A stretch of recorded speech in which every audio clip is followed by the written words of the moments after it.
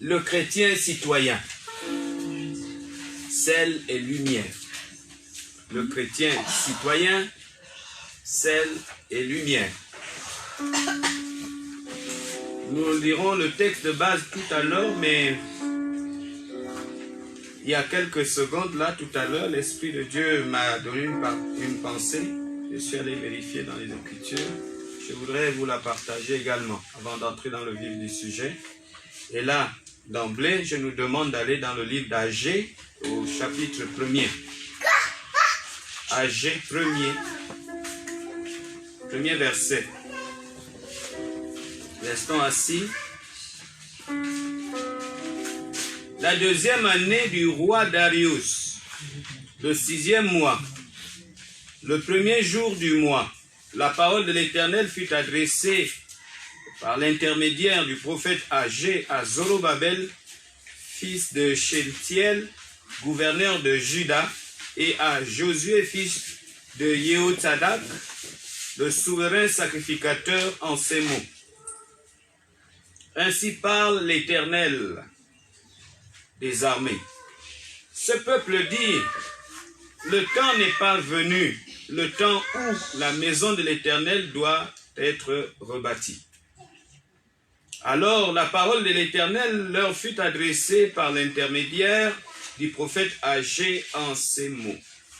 Est-ce le temps pour vous d'habiter vos demeures lambrisées? Quand cette maison est en ruine, ainsi parle maintenant l'Éternel des armées.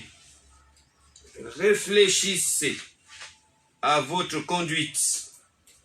Vous avez beaucoup semé et vous rapportez peu. Vous mangez sans être rassasiés. Vous buvez, mais pas à votre saoul. Vous êtes vêtus sans avoir chaud.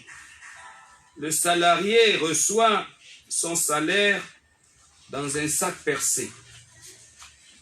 Ainsi parle l'Éternel des armées, réfléchissez à votre conduite. Montez sur la montagne, apportez du bois et bâtissez la maison. J'y prendrai plaisir et je la glorifierai, dit l'Éternel. Vous comptiez sur beaucoup, et voici, vous avez eu peu. Vous l'avez rapporté à la maison, mais j'ai soufflé dessus. À cause de quoi?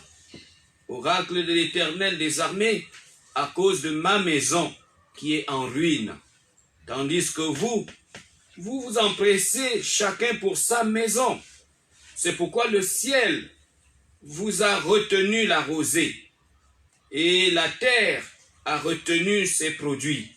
J'ai appelé la sécheresse sur le pays, sur les montagnes, sur le blé, sur le vin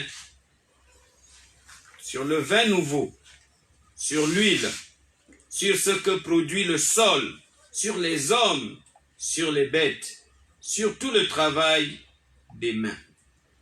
Amen. Hein? Amen. Je nous encourage à aller méditer sur ces écritures à la maison. C'était juste au passage. Nous sommes dans Agée chapitre 1. Nous avons lu du premier verset jusqu'au verset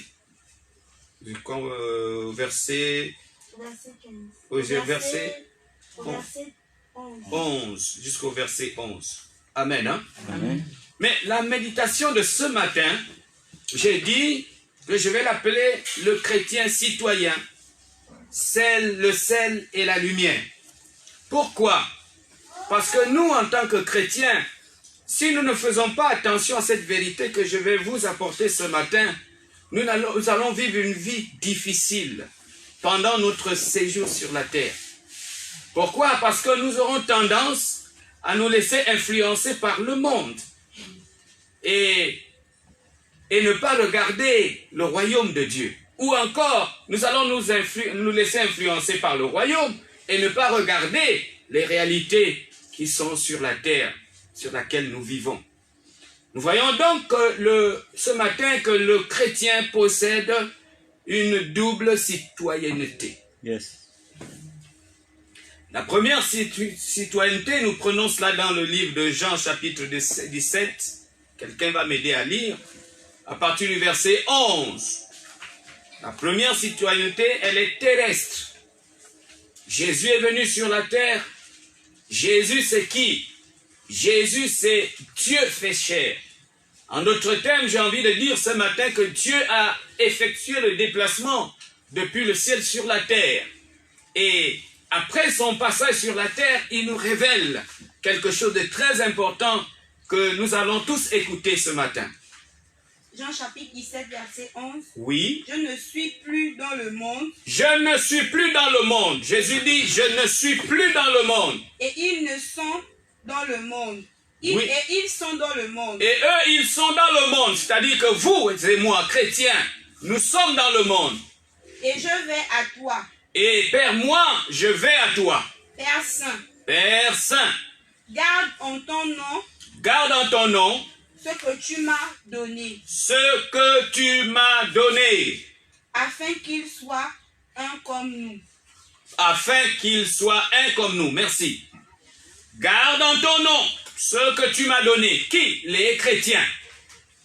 On parle de la citoyenneté terrestre, c'est-à-dire les chrétiens qui appartiennent au royaume des cieux, mais qui sont restés sur la terre parce que Jésus dit, moi je ne suis plus du monde, mais eux, ils sont dans le monde. Yes. Eux, ils sont dans le monde. Paul va renchérir dans Romains 13 que nous devons être respectueux aux autorités. Yes. Aux autorités supérieures, aux autorités politiques, aux autorités administratives, aux autorités juridiques, toute autorité sur la terre venant de Dieu, Dieu qui est le Père, qui est le créateur de toutes choses, demande à ce que nous soyons soumis à ces autorités.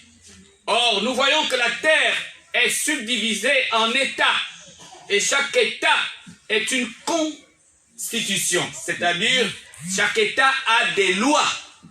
Nous ne pouvons pas décider d'être américains. Yes. On ne peut pas décider d'être congolais. On l'est à partir des lois qui régissent le pays. Yes. Voilà pourquoi je dis, nous sommes d'abord sur la terre des citoyens. Alléluia. Amen. Nous devons donc nous appliquer au strict respect des règles qui nous sont données, pour ne pas dire imposées. Voilà pourquoi nous devons payer l'impôt.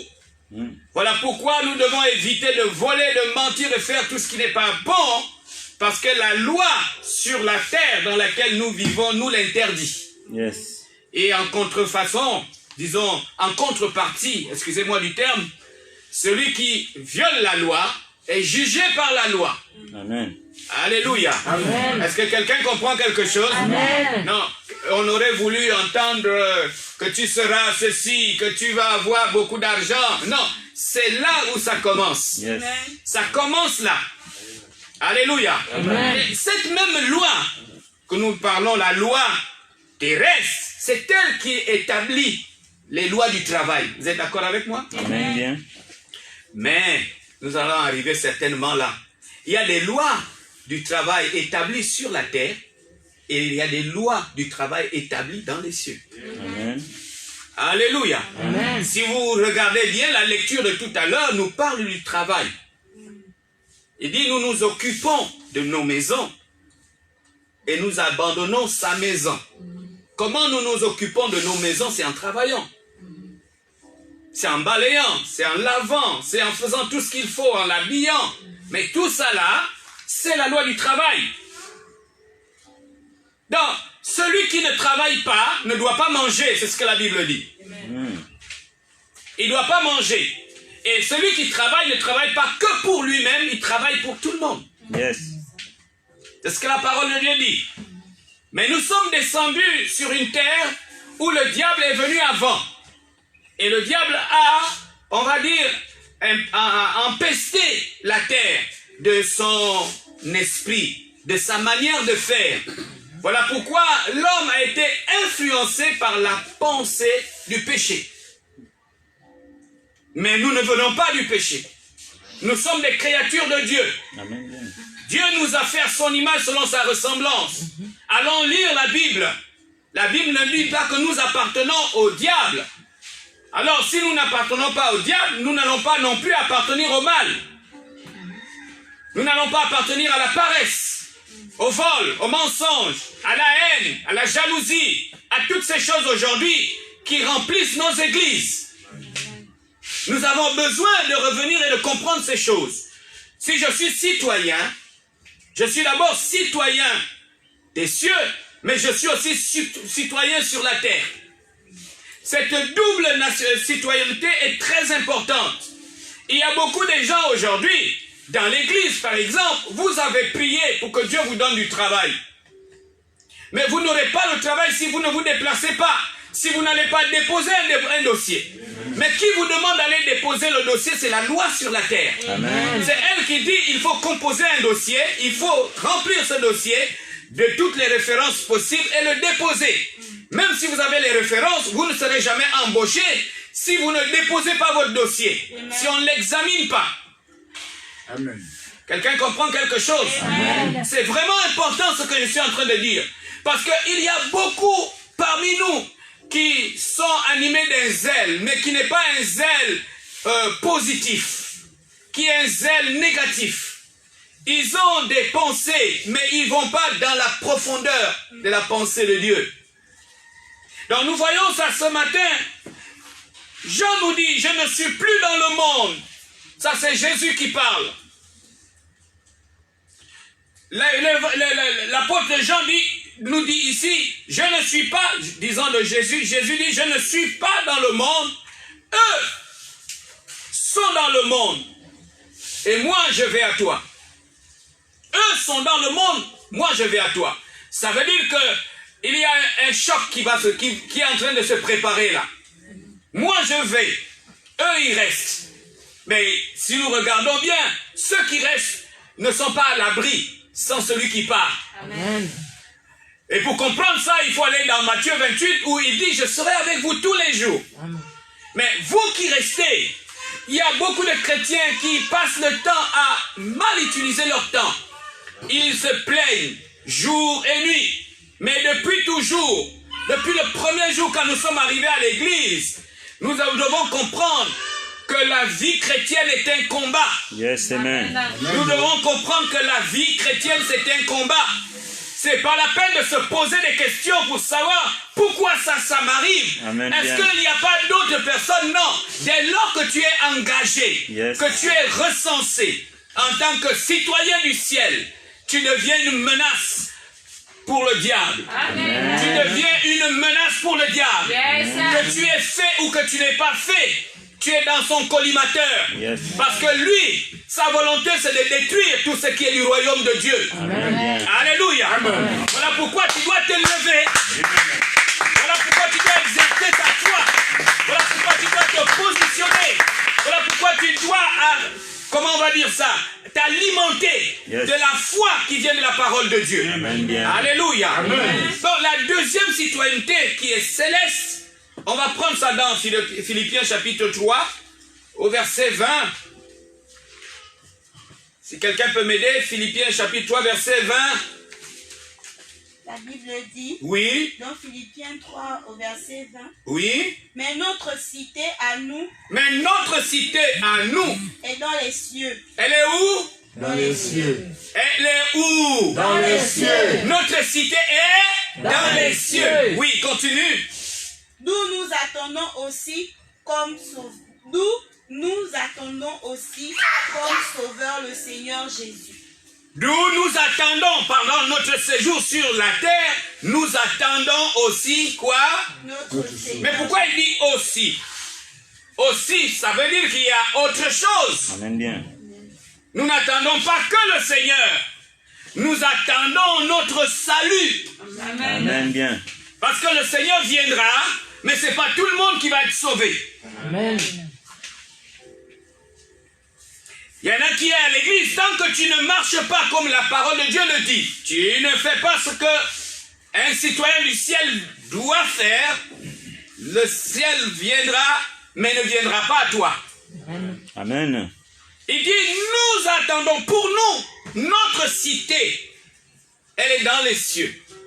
Alléluia. Amen. Alors, c'est comme si ils disent, comme un étranger qui est dans un autre pays et qui donne là où il vient. Il dit, mon pays, ma cité, c'est dans les cieux. Alléluia. Amen. Ma cité est où? Dans les cieux. Bien-aimé, pourquoi tu vas t'attarder à t'amasser des trésors sur la terre alors que ta cité est dans les cieux? Pourquoi tu vas te faire tant de problèmes alors que ta cité est dans les cieux? J'ai un petit souvenir de quelque temps que je viens de passer en Europe. Au regard du comportement d'un certain nombre de citoyens des pays d'Afrique, notamment ceux de l'Ouest, ils vont travailler pour bâtir chez eux. Amen. Je reprends, ils vont travailler pour bâtir chez eux. Oh, mais même ici, on peut le retrouver. Ils viennent ici, ils ne construisent pas ici pour habiter. Ils construisent ici pour avoir de l'argent, pour bâtir chez eux. Amen. Alléluia. Amen. Et ici, le texte nous dit que notre cité est dans les cieux. Donc nous devons bâtir dans les cieux. Amen. Comment bâtissons-nous? Ce n'est pas des maisons que Dieu veut au ciel. Parce que Jésus est déjà parti nous préparer des places.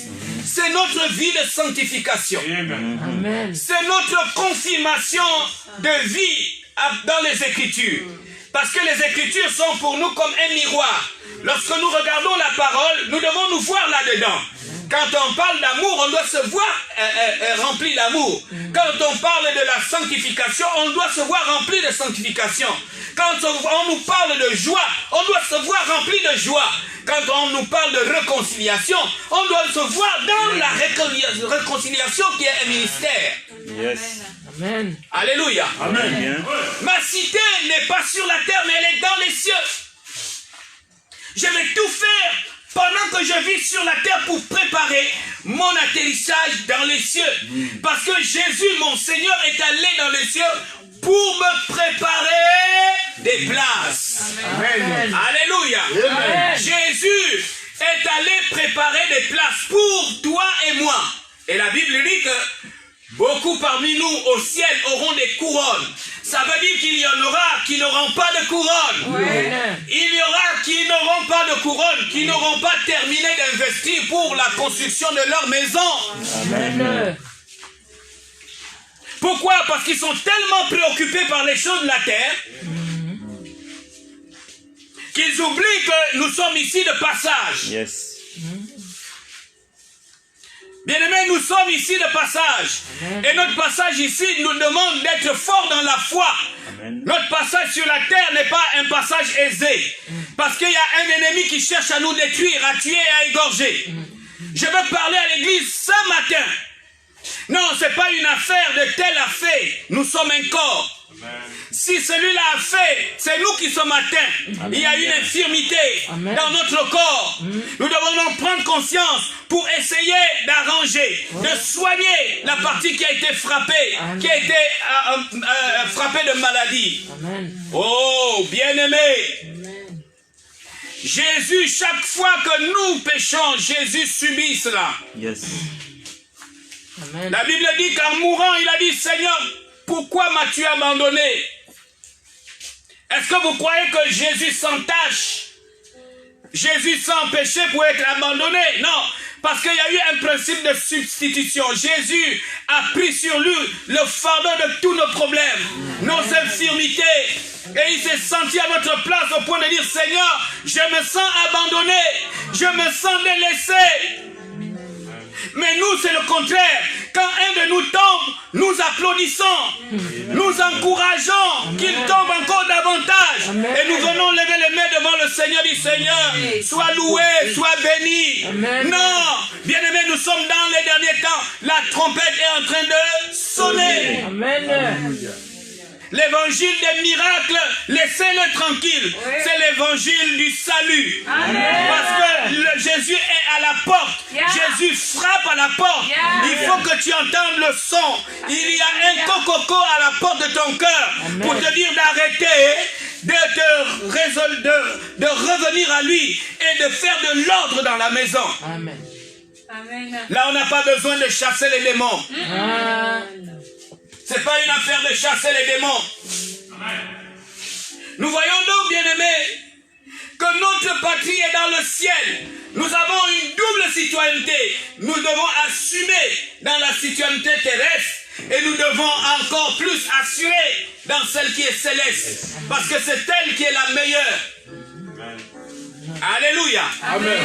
Romains 13, Amen. je l'ai dit tout à l'heure, du premier verset au verset 7, si quelqu'un peut nous aider. Dieu nous parle de la soumission, mais d'une soumission à l'État, aux autorités politiques.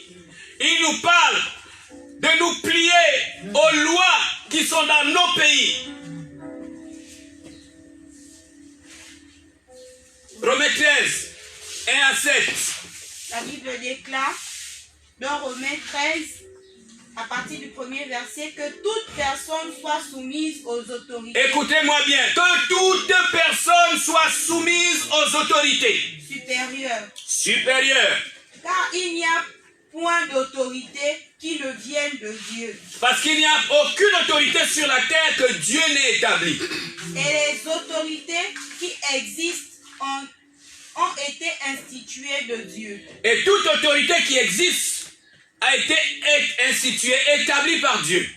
C'est pourquoi celui qui s'oppose à l'autorité résiste à la loi que Dieu a établie. Voilà pourquoi la Bible nous dit ce matin que celui qui s'oppose à l'autorité qui a été établie par Dieu, c'est ce que ma Bible dit, il résiste à Dieu. Mais nous savons que à côté de l'autorité que Dieu établit, il y a aussi de l'autorité que le diable établit. Et Nous devons faire attention à cela, au risque de jouer le rôle de l'ennemi. Oui, continue. Et ceux qui résistent attireront une condamnation sur eux-mêmes. Voilà, ceux qui résistent à l'autorité établie par Dieu vont attirer la condamnation, c'est-à-dire la malédiction sur eux. Merci. Alors, on prend Matthieu 22, verset 21. La mission de l'Église doit donc être basée essentiellement sur la parole de Dieu. Et cette mission, elle va aller dans le sens de lutter pour les droits, pour lutter contre les discriminations, contre les injustices, contre le racisme, contre les immoralités, etc., etc. Oui, Matthieu 22. Matthieu 22 au verset 21. Oui.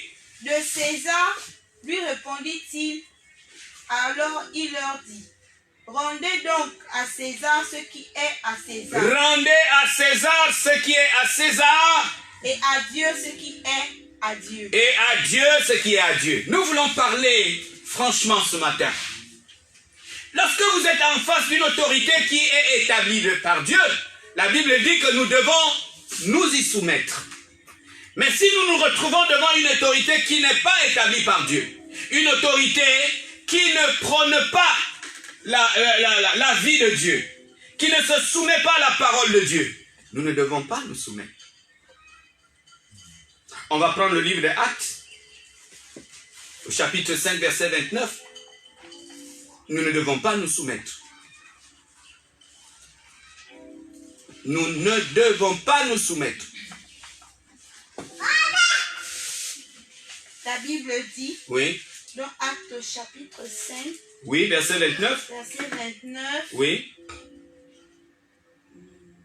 Pierre et les apôtres répondirent, Pierre et les apôtres répondirent, il faut obéir à Dieu il faut mieux obéir à Dieu plutôt qu'aux hommes. plutôt qu'aux hommes. Il faut plutôt obéir à Dieu plutôt qu'obéir aux hommes.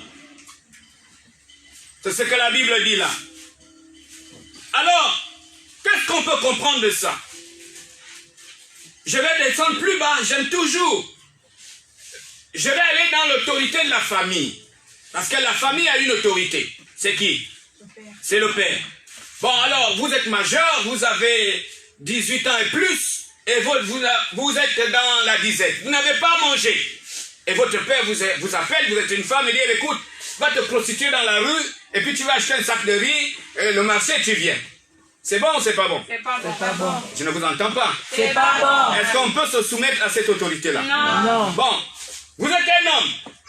Nous sommes toujours dans le cas de la famille. Votre père sort, il dit, bah écoute, tu prends le couteau, tu vas braquer.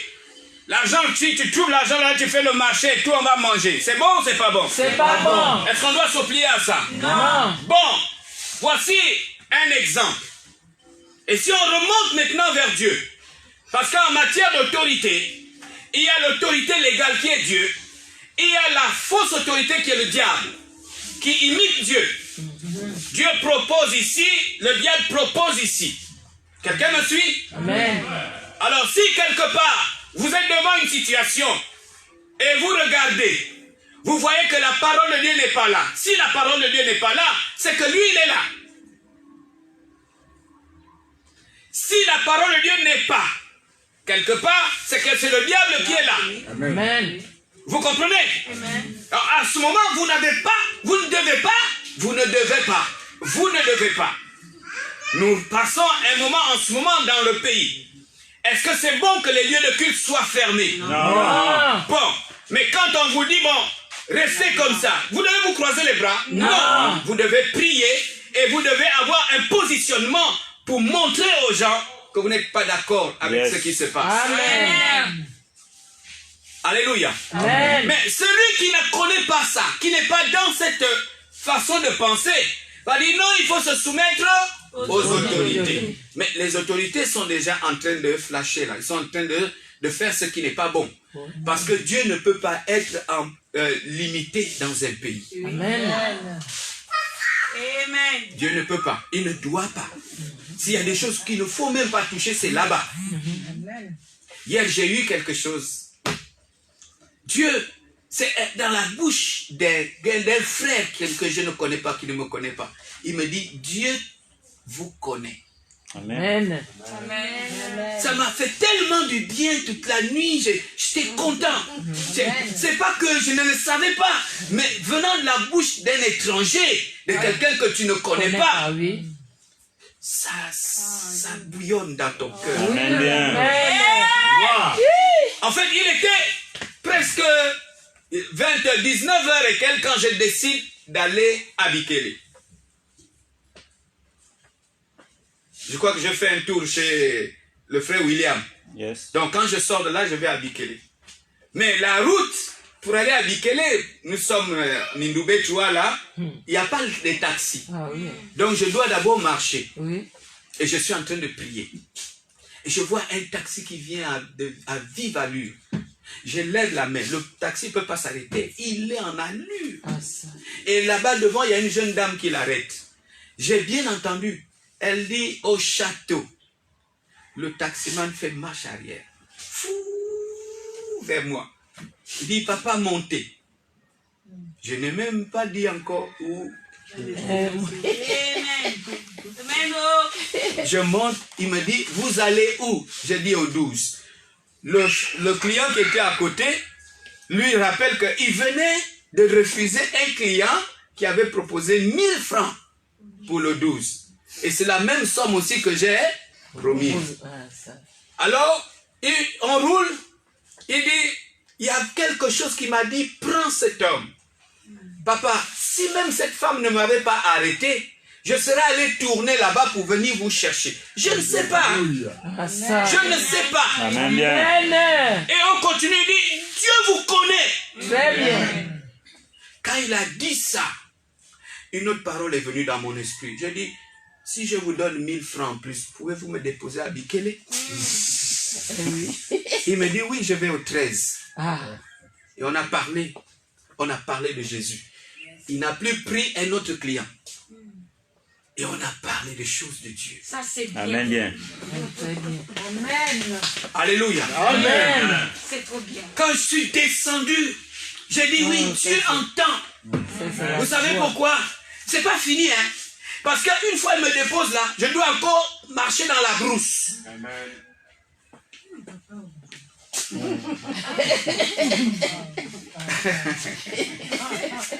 Ah, Dieu est merveilleux. Dieu est merveilleux. Seigneur est merveilleux. Non, Seigneur est merveilleux. Laissez-moi d'abord. J'ai l'émotion là. Amen. Bien. Amen.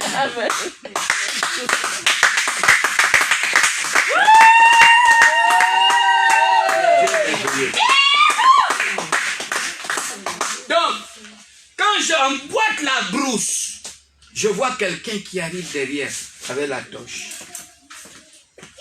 C'est le voisin direct. La dame qui habite derrière, là où je construis. Oh papa, c'est toi. Nous voici en train de marcher maintenant. J'ai ma torche.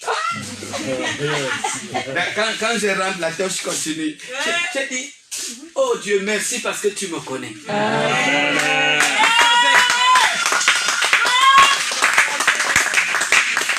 savais que je n'avais pas de torche. Oui. Non, c'est pas cette femme que j'ai vue, c'est toi que j'ai vue.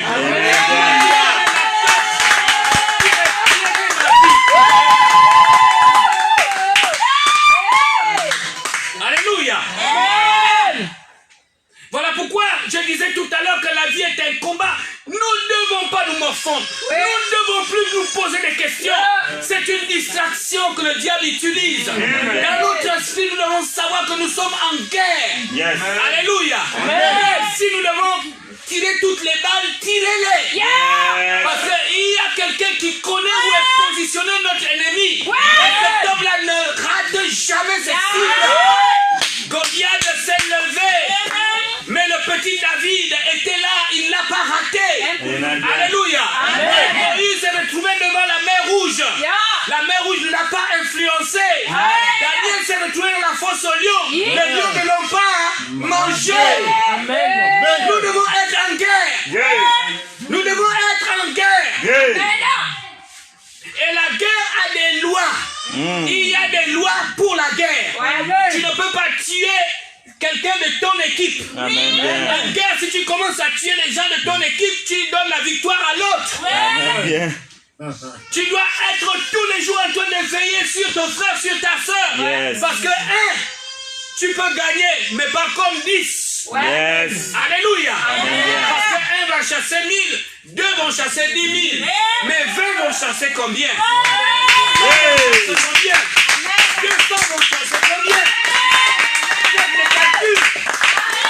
Nous devons comprendre que le diable veut nous détourner. Il veut que nous travaillions pour lui en mettant dans notre tête des choses qui ne fonctionnent pas.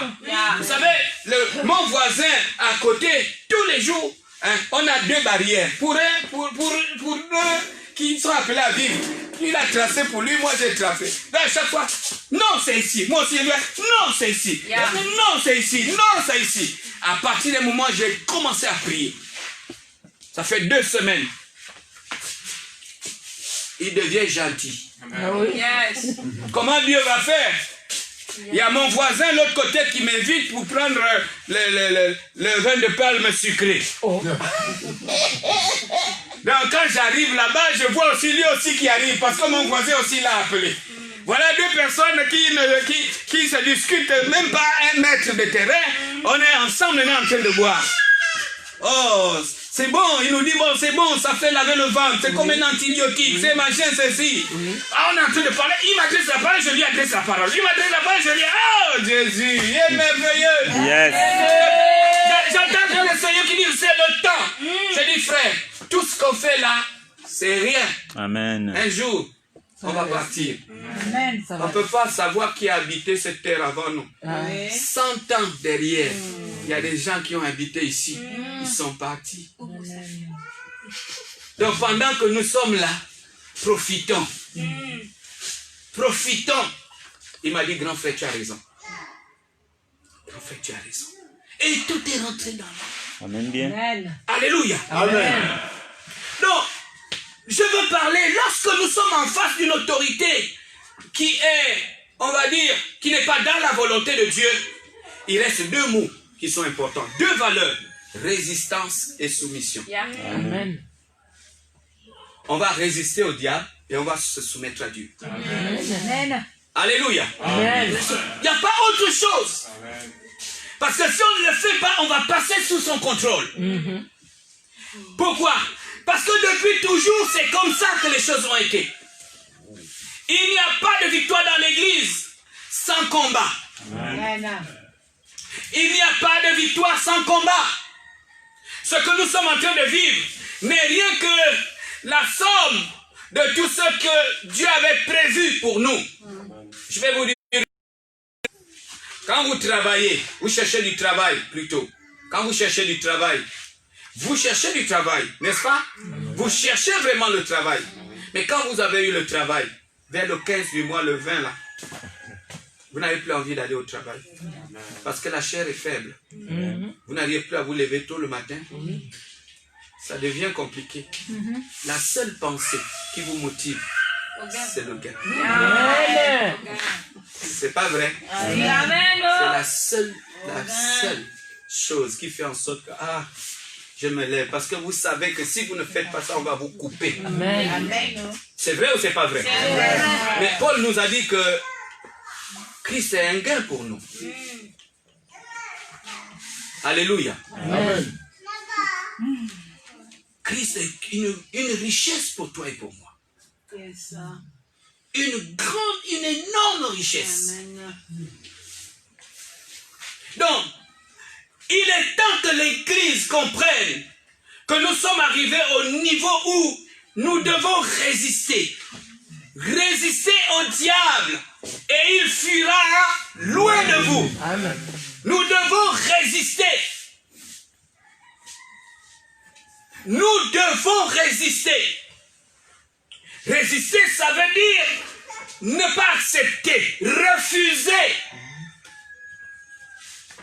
Non, si le terme résister est là, c'est parce qu'il y a une réalité. Ça veut dire que lui, il est déjà là. L'ennemi est déjà là. Tu peux déjà sentir sa force. Tu sens comme s'il veut te dominer. Tu dis non, je résiste. Malgré ce que tu es en train de me dire, de me proposer, je résiste.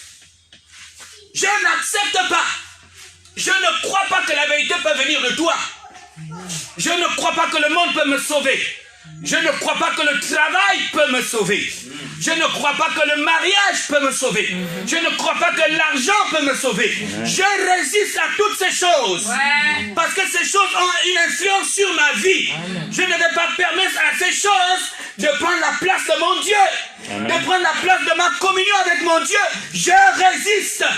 Ce n'est pas facile, mais c'est possible. Amen. Alléluia. Amen. Est-ce que quelqu'un me suit? Amen. Lorsque nous serons dans cette position, la Bible dit, et il fuira. Parce que le diable ne peut pas résister devant la force de Dieu. Amen. Le secret ici, c'est que ta résistance, tu ne l'as pas par partir de tes propres forces. Amen. Mais c'est celui qui est en toi qui te donne la force de résister. Amen. Alléluia. Amen. Bien-aimé, on n'ira pas au ciel parce que nous avons. On a des maisons, on a l'argent, non. On ira pas au ciel parce que nous sommes. Non. On ira au ciel parce que Jésus habite en nous et notre vie a été transformée et nous vivons pour le ciel. Amen. Alléluia. Amen. Nous irons au ciel simplement parce que Jésus nous a donné le passeport. Amen. Avec un visa à l'intérieur. Amen. Alléluia. Amen. Il est mort pour toi et pour moi. Amen. Voilà pourquoi tu ne dois pas avoir peur. D'ici là, l'Église va parler. Amen. L'Église va dire aux chrétiens ensemble, nous allons combattre. Très bien. Et lorsqu'on entendra le son de la cloche, il ne faut pas que les gens se retractent. Amen. Il ne faut pas que les gens aient peur. Pourquoi? Parce que la peur n'est pas de Dieu. La peur, pour la première fois qu'on a entendu parler de la peur, c'est dans le jardin d'Éden. Allez chercher, vous allez trouver que c'est Adam qui parle. Il dit, j'ai eu peur. Il dit à Dieu, j'ai eu peur. C'est pourquoi je me suis caché. Donc les gens qui ont peur se cachent toujours. Les gens qui ont peur se retirent toujours. Les gens qui ont peur ne combattent pas. Ils n'avancent pas.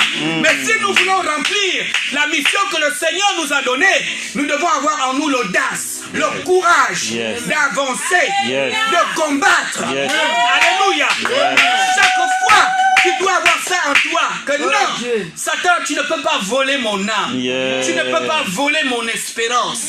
Parce que je vis sur la terre avec la pensée d'un jour retrouver Abraham au ciel.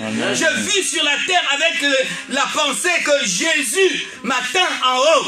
Donc, tu ne peux pas me voler ça. Amen. Alléluia. Amen. Est-ce qu'on peut lui donner ça l'acclamation encore?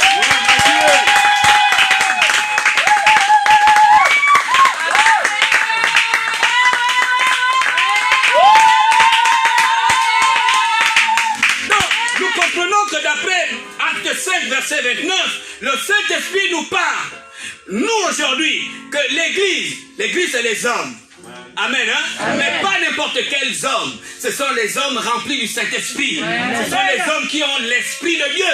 L'Église doit résister au monde. Alléluia. L'Église doit résister au monde.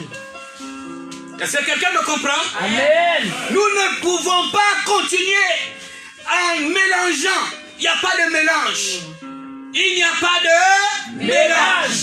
Il n'y a pas de mélange. Donc l'Église doit oser critiquer.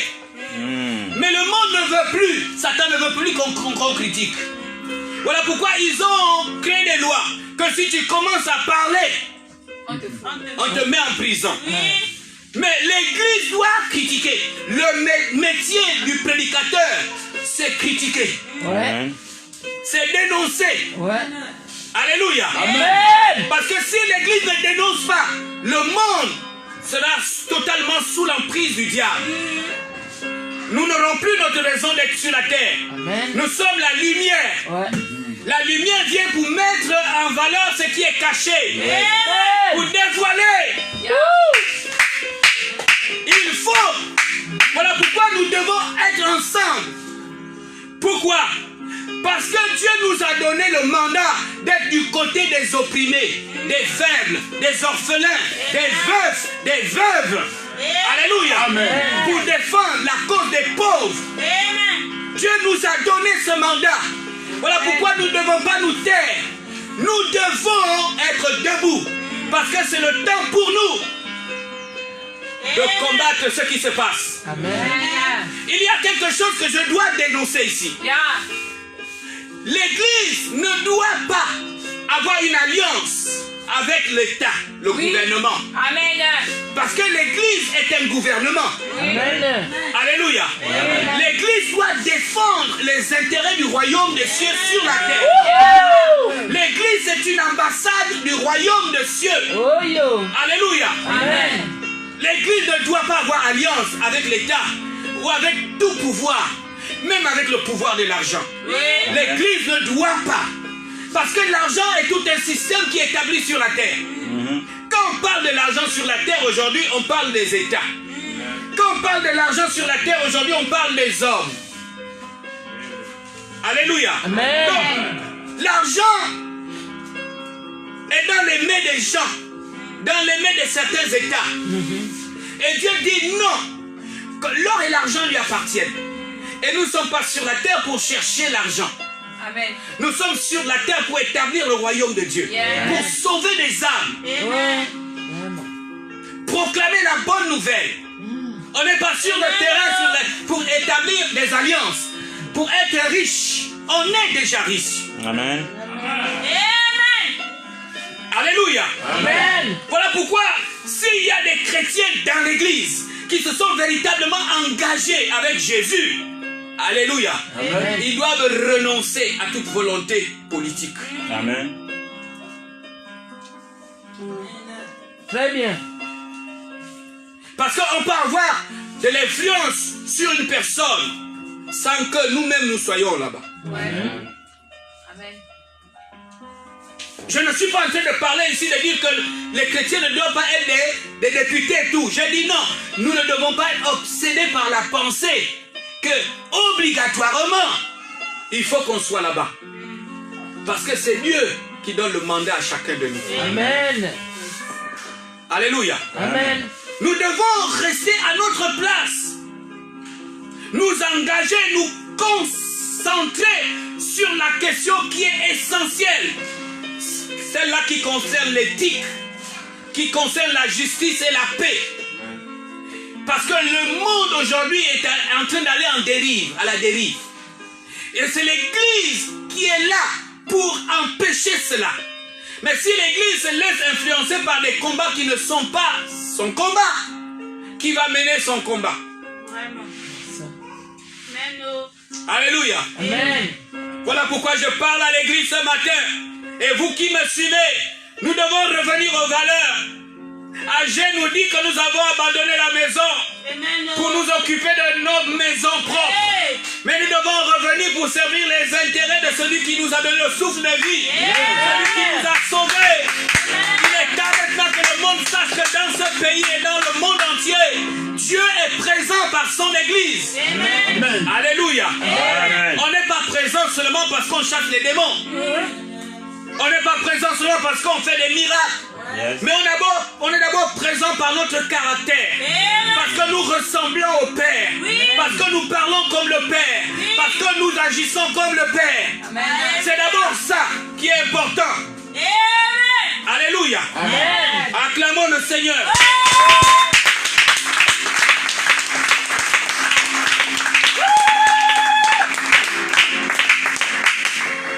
Donc, deux images. Le sel et la lumière. Amen, hein? Amen. Est-ce que quelqu'un est avec moi? Amen. Le sel et la lumière. C'est les deux images que nous avons de nous, de l'Église. Le sel protège. Le sel empêche la décomposition. Très bien. Jésus dit, vous êtes le sel de la terre. On reprend Matthieu, chapitre 5, verset 13. On va lire jusqu'au verset 16. Jésus dit, vous êtes le sel de la terre. Vous êtes le sel. Le sel conserve. La Bible dit. Le sel empêche la décomposition, donc le pourrissement. Oui, continue. Oui, Matthieu chapitre 5 à partir du verset 13. oui.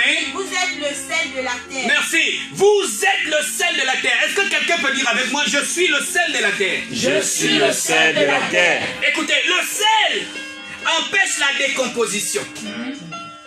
Amen, hein? Amen. Quand on parle de décomposition, on parle de destruction. On parle de faim. Alléluia. Amen. Donc, tu es le sel. Tu es fait pour empêcher la décomposition. Amen. Tu es fait pour empêcher que les choses se détruisent, qu'elles pourrissent. Je suis le sel de la terre. Qu'est-ce qu'on peut comprendre de cela? Lorsque quelqu'un est dans le péché, il est dans la phase de pourrissement. Parce que le pécheur, la Bible appelle le mort. Amen. Alléluia. Amen. Mais si je suis le sel de la terre, Dieu m'a suscité pour empêcher qu'il y ait pourrissement, qu'il y ait décomposition, qu'il y ait mort. Je ne vais pas seulement le faire en priant, mais je dois le faire aussi sur le terrain. Yes, Amen. Alléluia. Amen. Voilà, la vision de Dieu, c'est que les temples, les lieux de culte, voilà, ils ont appelé ça comme ça, les lieux de culte fermés, mais les temples, non. Parce que Paul dit, nous sommes le temple. Les lieux du culte fermés, mais le temple que nous sommes n'est pas fermé. Il n'y a aucune loi qui peut t'empêcher de prier. Aucune loi qui peut t'empêcher d'évangéliser. Aucune loi qui peut t'empêcher d'aimer. Aucune loi qui peut t'empêcher de jeûner. Il n'y a aucune loi. Ça veut dire que quand les églises ouvrent, les lieux de culte ouvrent, le résultat est plus que ce que nous avons avant. Parce que le diable n'a même pas pu nous empêcher de faire ou d'être ce que nous sommes. Amen. Alléluia. Amen. Quelqu'un me suit? Amen. Voilà pourquoi tu dois comprendre ça. Je suis le sel de la terre. Je suis le sel de la terre. C'est-à-dire que quand je vois à côté de moi un couple qui est en train de vaciller en décomposition, je suis le sel de la terre. Oh, je vois quelqu'un qui est malade, je suis le sel de la terre. Alléluia. Quand je prie, c'est le sel qui prie, qui se met en place, qui travaille. Alléluia. Regardez, vous prenez un poisson, il est pourri, vous mettez le sel, il arrête de pourrir. Amen. Il se conserve. La deuxième chose. Alléluia. Donc, nous voyons par là que le chrétien est appelé à avoir un impact positif dans ce monde. Pas négatif, positif. Ils vont raconter tout, mais tu sais que tu n'es pas. C'est comme si on te dit, on te dit que tu as volé à Mbolo. Mais tu n'as jamais été à Mbolo. Mais tu vas te fâcher pourquoi? Parce que la Bible dit que la vérité finit par triompher. Tu dis, bon alors, faites vos enquêtes. Mais moi je sais dans mon corps, dans mon esprit, dans mon âme qu'aujourd'hui je n'ai pas bougé. J'étais ici à la maison. Je n'ai pas volé. Alléluia. Mais c'est seulement si tu as volé que tu vas t'inquiéter. Alléluia. Donc nous devons avoir un impact positif dans notre environnement. Pourquoi? Parce que nous ne sommes plus de ce monde. Même si nous vivons, mais nous ne sommes plus de ce monde. Non, je le prends. Nous ne sommes plus de ce monde, même si nous vivons. Alléluia. Non, je ne parle pas du fait de pécher, parce qu'il y a des gens qui réfléchissent. C'est-à-dire que le pécheur, il pêche et il aime le péché. Mais le chrétien, il pêche, il se répand. Il hait le péché. Alléluia. Jusqu'à quand il va résister totalement et avoir la victoire sur ce péché. Parce que Dieu lui a donné la force de triompher sur toutes les puissances qui existent sur cette terre. Et même dans les cieux. Et même plus bas que la terre. Alléluia. La deuxième image. Alléluia. C'est celle de la lumière. La lumière révèle la couleur des choses. La lumière, elle révèle toutes choses et les couleurs. Alléluia. Est-ce que vous me suivez? Si ici c'était dans le noir, on ne verrait rien. Quand on met la lumière, on voit le vert, on voit le gris, on voit tout. C'est la lumière qui permet qu'on voit. Donc, il ne suffit pas seulement du sel. Il faut aussi la lumière. Parce que parmi nous, il y en a qui disent Seigneur, Seigneur, mais qui ne le sont pas. On va dans des églises, oh c'est l'église, ça a des noms, des grands noms. Mais quand tu arrives dedans, on ne trouve pas ce qu'on devrait trouver. Mais c'est la lumière qui vient éclairer. Alléluia. C'est la lumière qui vient éclairer. Tu es façonné par quelqu'un. Là, je parle à ma soeur qui prie depuis un moment. Seigneur, donne-moi le mari. Donne-moi le mari. Tu es façonné. Le sel est venu sur toi. Tu t'es conservé. Tu marches dans la sanctification. Tu vis dans la sanctification parce que tu l'attends. Mais tu n'as pas la lumière. Et voilà quelqu'un qui arrive avec les poches pleines, avec les voitures et les maisons. Tu dis, oh, c'est lui. Tu n'as même pas encore un mois dans la maison que tu commences à te poser des questions. Qu'est-ce que je suis venu chercher ici? Parce qu'il ressemble au diable.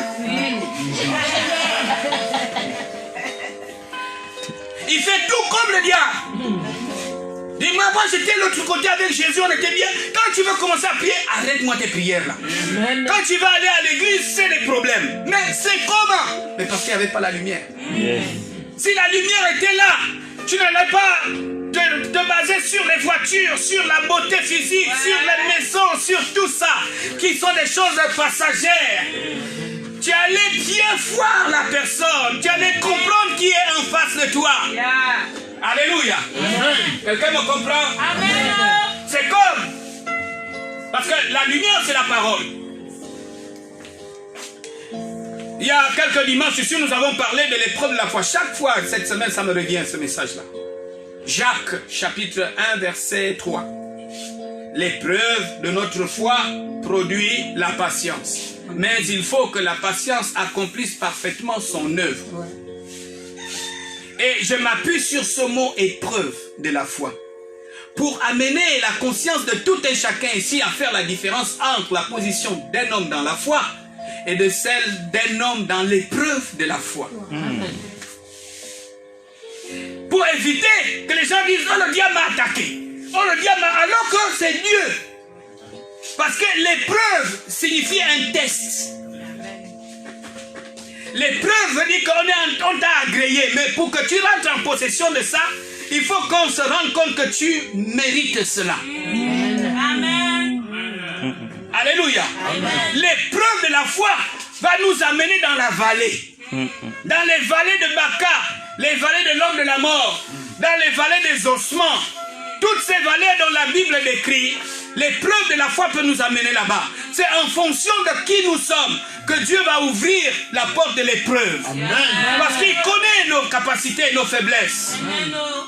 Alléluia. Alors il y a beaucoup de gens qui confondent l'épreuve de la foi et la foi. Et quand ils sont dans l'épreuve de la foi, ils disent c'est le diable. Ils commencent à chasser les démons. Alors les démons ne sont même pas là. Mais pourquoi ça m'arrive? Je travaille, je n'arrive pas. Je fais ceci, je n'arrive pas. Mais c'est toi qui as dit à Jésus, Jésus, prends ma vie. Jésus, utilise-moi. Jésus, fais de moi ce que tu veux. Oui, Bon, mais si Jésus maintenant dit, bon, on va te faire passer à l'épreuve. Comme on prend quelqu'un qui veut aller à l'armée, on l'envoie en formation militaire. Et là-bas, il va passer des épreuves. Alléluia. Amen. Est-ce que vous me suivez? Oui. Là-bas, la première épreuve, c'est faire les examens. Il y en a qui arrêtent là. Quand le résultat sort, on dit tu ne peux pas parce que tu n'as pas le physique d'un militaire. On a trouvé que tu as un problème au poumon, tu as un problème là-bas. Tu ne peux pas. Mais pourtant, tu as la volonté, tu veux être militaire. Dans ton esprit, tu veux. Mais on te dit là, tu es disqualifié. Après, on t'envoie en brousse. Il faut aller courir. Il faut monter des montagnes. On te fait porter des sacs avec des kilos. On te porte des chaussures qu'on appelle les brodequins là. Un kilo même. Ça pèse. Il faut que tu cours avec ça. Tu dis, wow, il y en a qui disqualifiés là. Alléluia. Mais si tu vas jusqu'au bout. Alléluia. Si tu vas jusqu'au bout, quand tu sors de là, on t'appelle promotionnaire. Auquel est de ma promotion. Là, il n'y a pas encore le diplôme qui parle. Hein? Parce que quand vous allez là-bas, c'est au bureau qu'on sait que tu as le bac, que tu as le doctorat. Mais là-bas, sur le terrain, on ne parle pas de ça. Il faut d'abord que tu as l'esprit militaire. C'est quand tu reviens maintenant qu'on regarde les papiers maintenant, on dit, oh, lui là, il a le bac, lui là, il a ceci, lui là, il a cela. Mais le test véritablement là, c'est l'épreuve là que tu es, l'épreuve physique quand tu vas sur le terrain. Mes amis, c'est la même chose pour le Seigneur. Quand tu dis que la foi déplace les montagnes, mais c'est quelle foi qui déplace les montagnes? C'est ta foi ou bien la foi de Dieu? Parce que nous n'avons pas tous la même foi. Il y a des gens qui ont la foi pour ne pas déplacer des montagnes. Ils ont la foi pour avoir peur. Mais il faut avoir la foi que Jésus a. Parce que c'est la foi que Jésus a qui t'amène à déplacer des montagnes. À parler un langage qui n'est pas le tien, mais qui est le langage des grands. Vous imaginez un petit enfant de 6 ans qui vient te dire que si tu continues, je vais te bastonner. Alléluia. Mais tu vas commencer à rire. Mais c'est de même dans ce rire-là qui peut te distraire. Pendant que tu es en train de rire, il prend le marteau et te tape au pied là. Boum! Ça fait mal hein, au pied là. Il te tape ça là, boum! Tu vas commencer à sautiller. On dit, regardez, un grand comme ça. Alléluia. Église, tu dois te lever. Parce que tu es le sel de la terre et tu es la lumière du monde. Alléluia. Tu es fait pour mettre toutes les choses à nu. Au jour d'aujourd'hui, bien-aimé, la lumière a montré qui est qui. Corona n'est pas fort. Mais Corona est venu pour faire les intérêts de Dieu. Pour permettre à ce que nous voyons qui est qui. Que nous marchons avec les gens qui ont vraiment l'amour pour l'œuvre de Dieu. Autrement dit, aujourd'hui, il y en a beaucoup qui sont repartis boire le vin, qui sont repartis dans leurs affaires avant en disant que, oh, mais si Dieu était là, pourquoi on a fermé les églises? Non, je préfère aller. Non, ce n'est qu'un test. Alléluia. Donc, ce matin, je veux parler à quelqu'un. Est-ce que tu veux que je te parle? Je vais terminer par là. C'est des choses que Dieu m'a dit en dehors de mon message. Quelqu'un va nous prendre Ecclésiaste 10, verset 8 à 9. Certaines personnes pensent que le travail est un fardeau.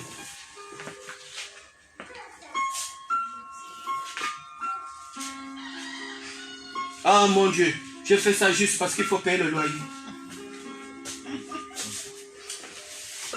Vous savez, quand Dieu a créé le ciel, la première chose qu'il a pensé, c'est de mettre l'homme en activité.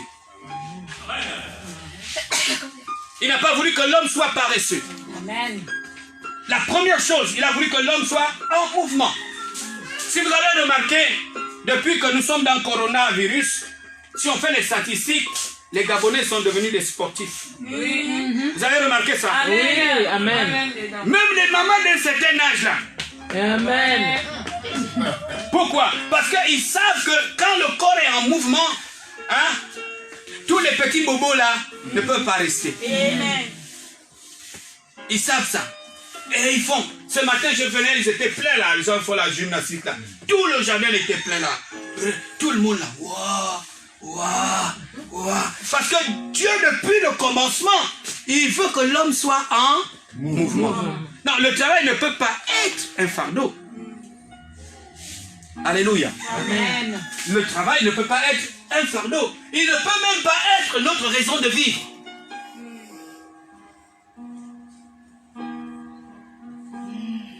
Même pas.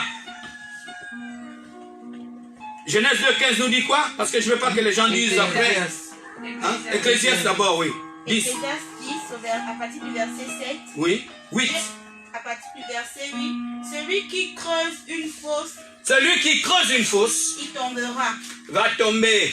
Et celui qui renverse une muraille Oui. sera mordu par un serpent. Celui qui renverse quoi? Une muraille sera mordu par un serpent. Oui. Celui qui remue des pierres, Oui. on sera blessé. Oui. Et celui qui fond du bois, on éprouvera du danger. Oui. S'il a émoussé le fer, et s'il n'en a pas aiguisé le tranchant, il devra redoubler de force. Mais la sagesse a l'avantage du succès. Ok. Disons ça ensemble.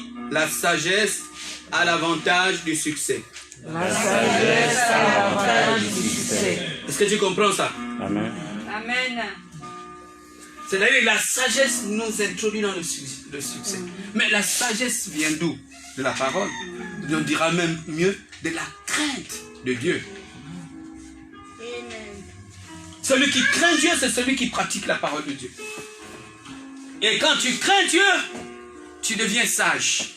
C'est-à-dire qu'aux yeux des gens, les gens te voient différent des autres. Parce que tu fais ce que Dieu demande de faire. Donc, la lecture que nous venons de lire tout à l'heure, mes amis, chaque fois que l'homme est en activité, il y a une conséquence. Si vous avez suivi, il y a toujours quelque chose que tu risques de faire. Tu casses un mur, le serpent.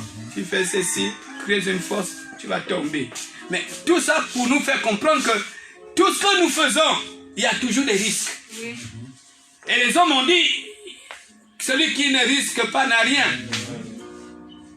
Alléluia. Amen. Alléluia. Amen. Vous voyez que le pilote, quand il conduit l'avion, il ne prend pas de risques. Mais il aime ça. Et il sait que ça paye bien. Mais il prend des risques.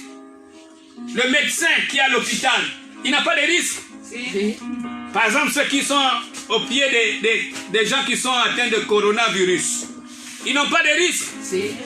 Mais ils aiment le métier. Ils travaillent. Amen, hein? Amen. Donc, le travail ne doit pas être un fardeau, un sujet de peur, de crainte. Un poids, non. C'est une activité. Dieu veut que nous travaillons.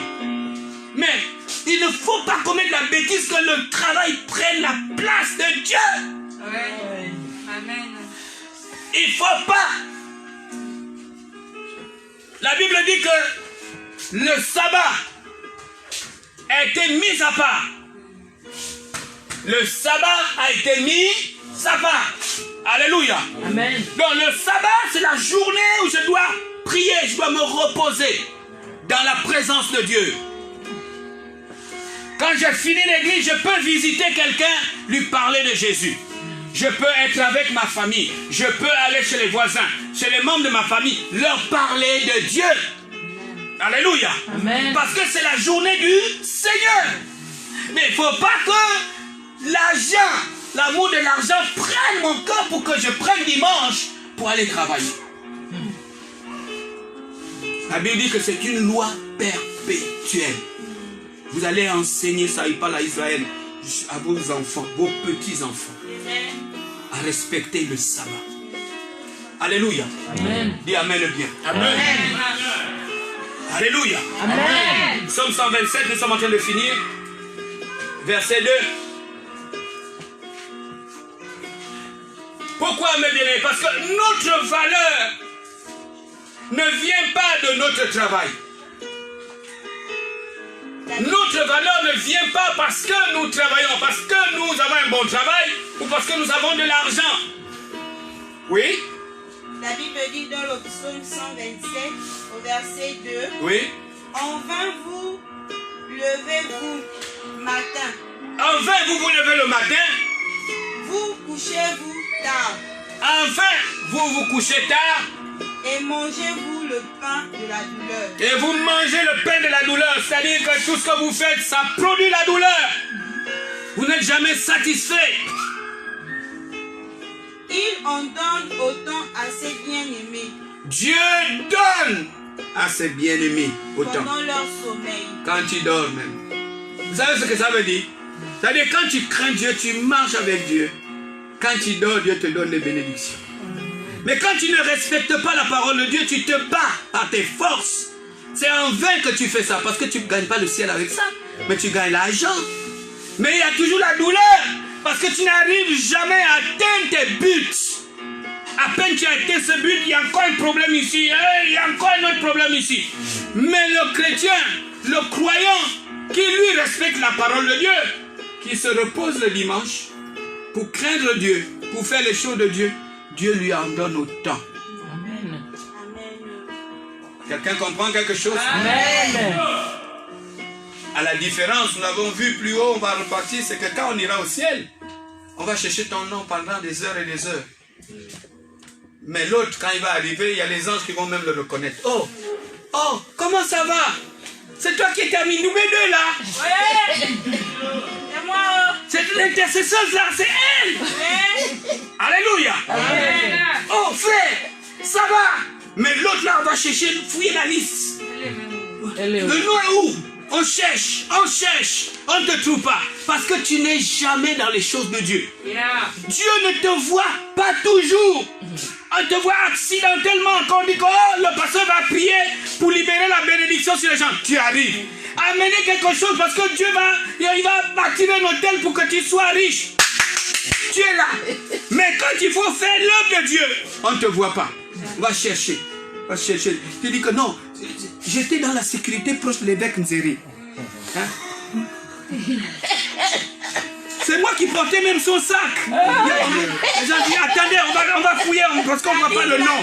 On ne voit pas le nom, on va chercher. Mais je vous dis même, hein, le 22 août là, on était parti à tel endroit. On avait prié pour telle personne, j'étais là. Attendez, on va fouiller. Parce que ce n'est pas l'évêque le problème.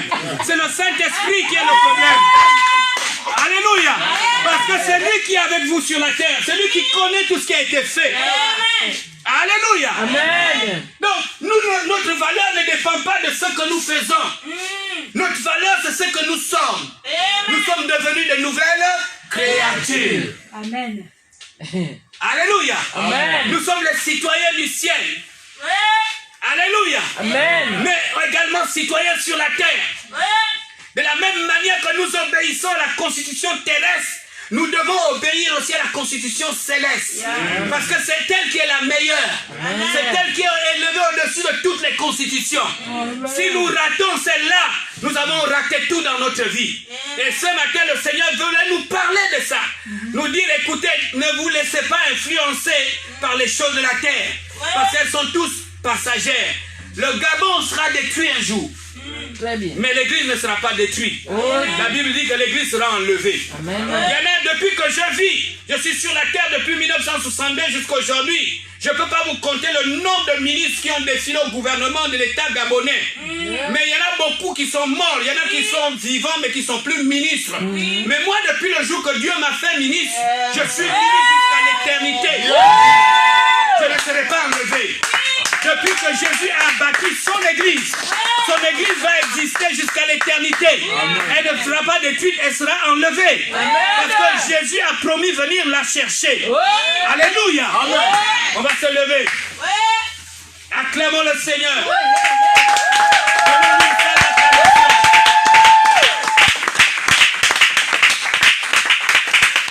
Voilà pourquoi, mes bien-aimés, les questions qui sont des questions en hauteur n'intéressent pas le Seigneur. Ces questions, l'église va s'ouvrir quand? L'église est ouverte. Ce sont les lieux de culte qui sont fermés.